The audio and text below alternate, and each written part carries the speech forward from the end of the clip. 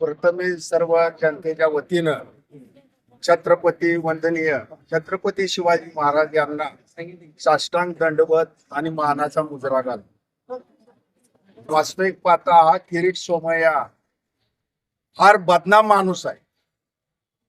त्याचा व्हिडिओ तुम्ही पाहिला असल्याने हा निवळ हा महाराष्ट्राला लागलेला एक कलंक आहे आणि त्याचे व्हिडिओ प्रसारित झालेलं सर्व जनतेने बघितलं असेल.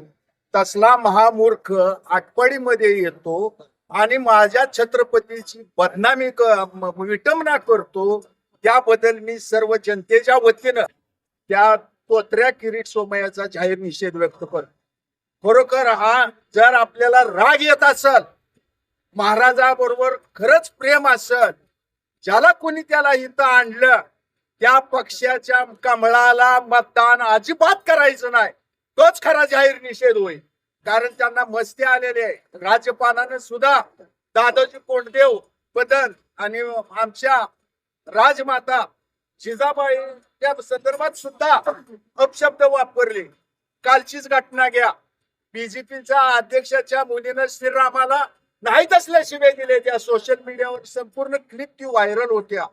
हा बीजेपीला आपल्या महापुरुषाचा जशी संधी गावल तसा अपमान करण्याची एक सवय लागलेली आहे.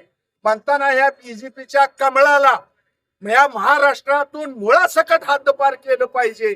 तर आपलं महापुरुष आपले जे काय दैवत आहेत त्यांची विटंबना म्हणा, त्यांच्याबद्दल अशब्द अपशब्द म्हणा वापरता येणार नाहीत.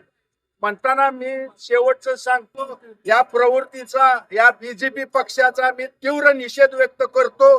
आणि किरीट सोमय्या जोपर्यंत आटपाडीत येऊन माफी मागत नाही तोपर्यंत त्याला मी सुट्टी देणार नाही. जिथं आटपाडी तालुक्यात दिसल तिथं त्याला चोपल्याशिवाय राहणार नाही.